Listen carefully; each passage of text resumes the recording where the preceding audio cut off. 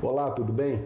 Você sabe a diferença entre hemorroida interna, hemorroida externa e hemorroida mista? Hoje eu vou explicar a diferença entre esses três tipos de hemorroida e um pouco dos sintomas que cada tipo causa. Eu sou o Dr. Maurílio Paiva, coloproctologista. Se ainda não se inscreveu no canal, clica aqui embaixo para se inscrever agora. Toda semana tem conteúdo novo sobre as principais doenças do intestino, reto e ânus e também vídeos com dicas para você cuidar melhor da saúde do seu intestino. E não esquece de ativar o sininho, assim você recebe notificação sempre que tiver vídeo novo no canal. Então vamos para o vídeo.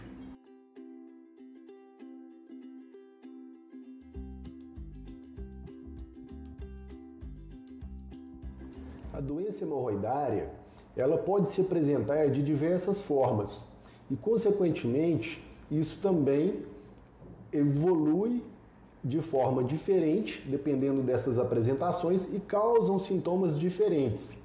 A gente usa algumas classificações para a doença hemorroidária.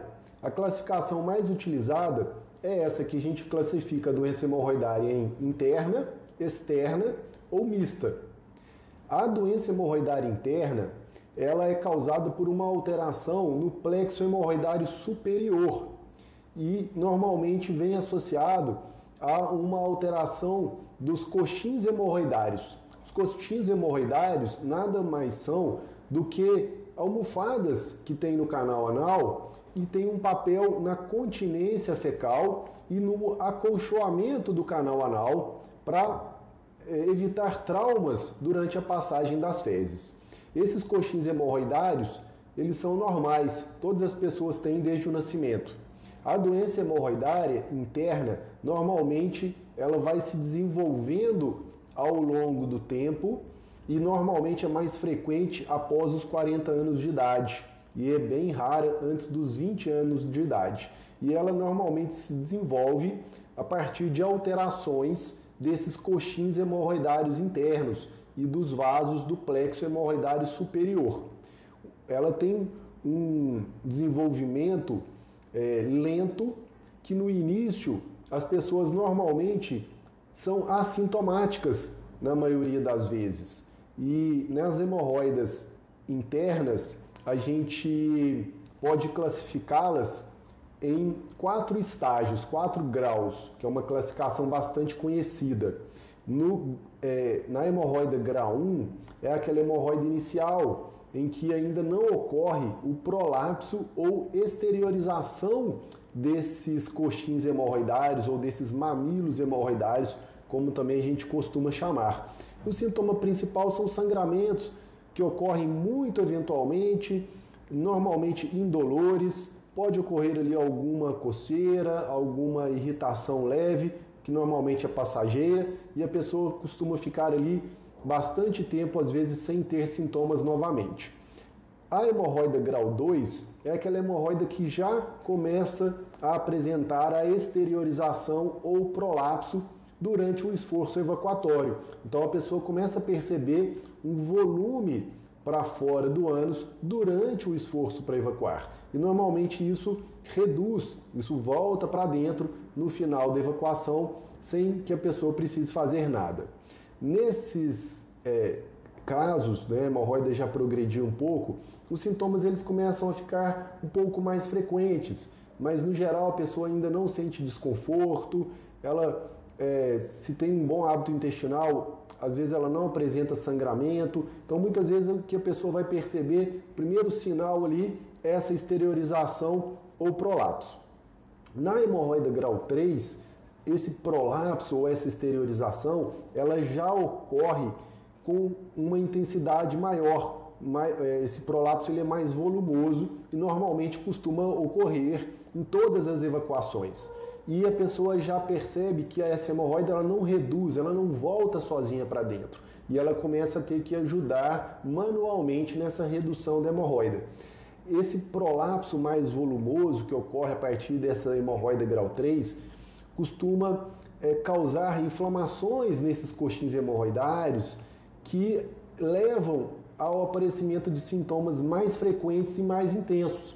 A pessoa começa a ter sangramentos que antes não ocorriam, ou os sangramentos começam a ocorrer com mais frequência, a pessoa começa a ter um inchaço, um edema ali desses coxins hemorroidários e, consequentemente, isso causar um desconforto local, não só durante as evacuações, mas ao longo do dia. Então, esse prolapso mais volumoso, ele começa a ocasionar sintomas mais intensos e mais frequentes. E se a pessoa não faz nenhum tipo de tratamento, essa hemorroida ela pode progredir para o grau 4, em que esses coxins hemorroidários eles já ficam exteriorizados.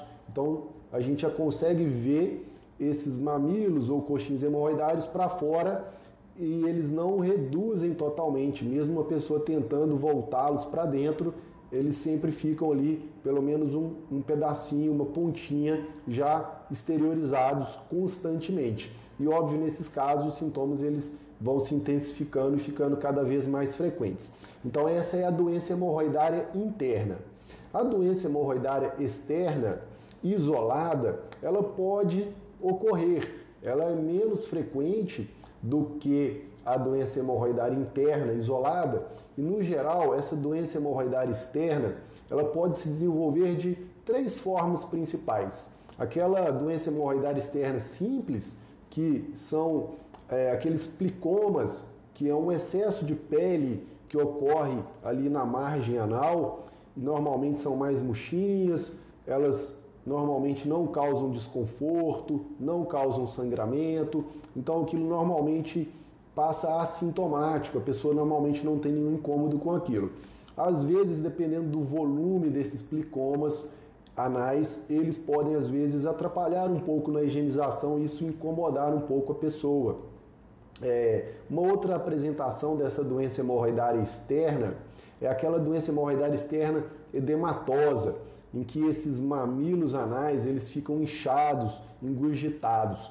Normalmente nesses casos são situações mais agudas, que normalmente se desenvolvem ali após algum trauma evacuatório ou após um trauma durante a higienização, normalmente pelo intestino preso ou às vezes após uma diarreia. E aí, nesses casos, a pessoa vai ter desconforto, vai ter dor, dependendo do grau desse inchaço, às vezes uma dor bem intensa. E uma outra apresentação da doença hemorroidária externa, que é bastante comum no consultório do proctologista, é a trombose hemorroidária externa, que também é uma situação aguda, normalmente causada também pelo trauma, pelo rompimento dos vasos do plexo hemorroidário inferior por trauma ou esforço evacuatório.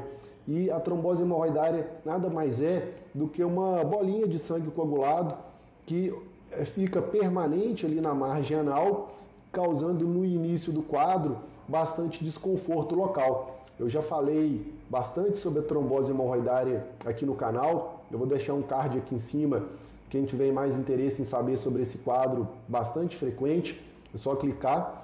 E a trombose hemorroidária externa, na maioria das vezes ela tem uma resolução espontânea, um pouco demorada, mas na maioria dos casos não precisa de tratamento cirúrgico. E, por último, a doença hemorroidária mista, que é uma junção da hemorroida interna e da hemorroida externa, que ocorre também com relativa frequência e os sintomas, eles normalmente vão depender de qual hemorroida interna ou externa normalmente é mais exuberante. Na maioria das vezes, essa doença hemorroidária mista, ela vem associada a esse componente externo simples, que são aqueles plicomas que normalmente não causam sintomas. Então, na maioria dos casos de doença hemorroidária mista, a pessoa ela tem sintomas semelhantes aos da doença hemorroidária interna, pelo sangramento, pelo prolapso, que vão ocorrendo ao longo do tempo. Se você ficou com alguma dúvida sobre essa classificação da hemorroida, deixa aqui nos comentários. Se não se inscreveu no canal ainda, clica aqui embaixo para se inscrever. Toda semana tem conteúdo novo. Se gostou do vídeo, não esquece de deixar um like. Você ajuda bastante o canal dessa maneira. E lembra também de compartilhar esse vídeo com quem você conhece. Você pode ajudar com essa informação outras pessoas que também têm dúvidas sobre o assunto. Até o próximo vídeo.